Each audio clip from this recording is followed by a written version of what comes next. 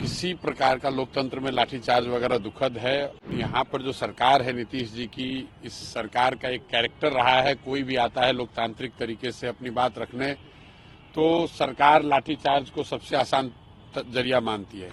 जो पूरा हल्ला हंगामा हुआ वो नॉर्मलाइजेशन को लेकर हुआ है और मुझे लगता है कि इसके लिए सरकार का दोष इतना ही है कि उन्होंने समय रहते लिखित में उसको क्लियर नहीं किया। सरकार की लापरवाही की वजह से ये सारी परेशानी हुई, क्योंकि सरकार को वो करना ही नहीं था। सरकार अभी क्लैरिफाई कर चुकी है कि हमें नॉर्मलाइज नहीं करना था। सरकार की जो कार्यशैली है, किसी बात को समय रहते क्लियर न करना, कोई आ गया डिमांड करने तो उस पर लाठीचार्ज करना या उससे बातचीत न करना, तो दुखद है, नहीं होना चाहिए। देखिए, पहले तो किसी प्रकार का लोकतंत्र में लाठीचार्ज वगैरह दुखद है, लेकिन यहाँ पर जो सरकार है नीतीश जी की, इस सरकार का एक कैरेक्टर रहा है, कोई भी आता है लोकतांत्रिक तरीके से अपनी बात रखने तो सरकार लाठीचार्ज को सबसे आसान जरिया मानती है।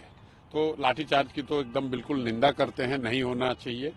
और अगर किसी ने किया है, कोई अधिकारी दोषी है तो उस पर कार्रवाई होनी चाहिए। एक बच्चे को मुझे बताया गया है कि चोट लगी है, वो हॉस्पिटल में है। हम लोग अपनी ओर से कोशिश कर रहे हैं कि उनको जो वहाँ मदद हो सकती है, शायद उनका पैर टूट गया है। जहाँ तक विषय की बात है, तो जो पूरा हल्ला हंगामा हुआ वो नॉर्मलाइजेशन को लेकर हुआ है और मुझे लगता है कि इसके लिए सरकार का दोष इतना ही है कि उन्होंने समय रहते लिखित में उसको क्लियर नहीं किया। क्योंकि कल तो सरकार ने अब जब हंगामा होने के बाद बता रहे हैं कि नहीं ऐसी कोई बात नहीं है, एग्जाम एक ही पेपर से होगा या कोई इसमें नॉर्मलाइजेशन की बात नहीं, तो मामला वो खत्म है।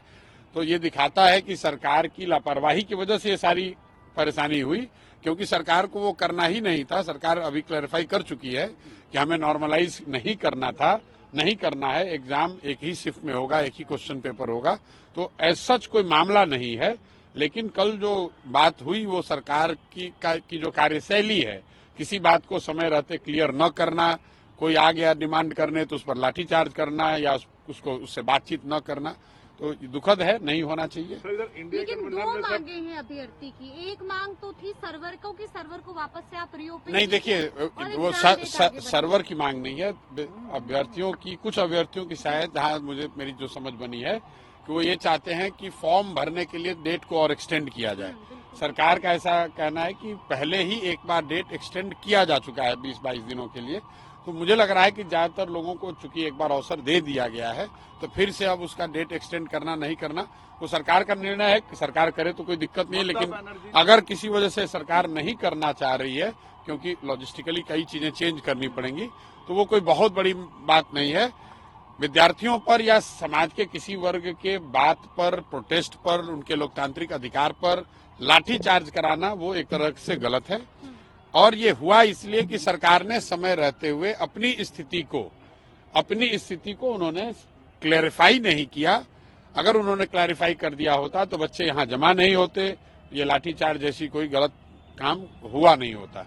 ममता बनर्जी ने कहा है कि अगर कांग्रेस नहीं लीड कर सकती है तो टीएमसी की जो लीडर है ममता बनर्जी, वो इंडिया ब्लॉक को लीड करेंगी। भाई, ममता जी सीनियर लीडर हैं, वो इंडिया कोalition वाले लीडर वाले जाने कि कौन लीड करेगा कौन नहीं करेगा, हम उस पर क्या टिप्पणी कर सकते हैं। कोई भी जो गठबंधन है, कोई गठबंधन या कोई कोalition है, ये उनका इंटरनल मामला है कि वो उसको कौन लीड करेगा। जहां तक हम लोग जानते हैं कि इंडिया अलायंस को कोई एज सच कोई एक व्यक्ति या दल तो कोई लीड कर नहीं रहा था। अभी जब पिछले 1.5-2 बरस से जब से इंडिया अलायंस बना है, उसमें कोई एक व्यक्ति को नियुक्त नहीं किया गया है कि कोई संयोजक के तौर पे। आप लोग तो देखा, नीतीश कुमार उस गठबंधन में थे, संयोजक बनने गए थे, लोगों ने इनको बनाया नहीं तो बेचारे रूठ के फिर वापस चले आए। तो इंडिया गठबंधन का कोई संयोजक अभी तो है नहीं। बाई डिफॉल्ट कांग्रेस चूंकि सबसे बड़ी पार्टी है तो कांग्रेस के नेतागण उसको चलाते हुए दिखते हैं। तो ममता बनर्जी जी ने अगर मांग रखी है तो इंडिया गठबंधन का मामला है, हम लोग उस पर क्या कह सकते हैं। चाहे समाजवादी पार्टी की बात हो, अडानी वाले प्रोटेस्ट पे पार्लियामेंट में उन्होंने साथ नहीं दिया। अब देखिए, ये राजा ने कहा कि मेरे भाई ऐसा है, ये उनका मामला है, इस पे प्रशांत किशोर की कोई टिप्पणी नहीं है। आप बिहार से संबंधित अगर कोई सवाल है तो कीजिए। वो इंडिया गठबंधन में कौन किसके साथ है, कौन लीड करेगा नहीं करेगा, पार्लियामेंट्री फ्लोर पे उनका कोऑर्डिनेशन और लैक ऑफ इट का जो मामला है, उसमें हमारी कोई टिप्पणी नहीं। ममता बनर्जी नीतीश कुमार को फिर लाने में कामयाब हो पाएंगी क्या? भैया ये जाके, अरे भैया नीतीश कुमार को नीतीश कुमार खुद नहीं जानते हैं कहाँ रहना है, ममता बनर्जी उनको क्या लायक है। महाराष्ट्र में लैंडस्लाइड विक्ट्री हुई है एनडीए की, कैसे देखते हैं इस फैसले को, जैसा मैंडेट मिला है महाराष्ट्र में? भाई हरियाणा और महाराष्ट्र ये दिखाता है कि जो लोग भी विपक्ष की राजनीति कर रहे हैं, जो भाजपा को हराना चाहते हैं, उनको लंबी और कड़ी मेहनत करने की जरूरत है।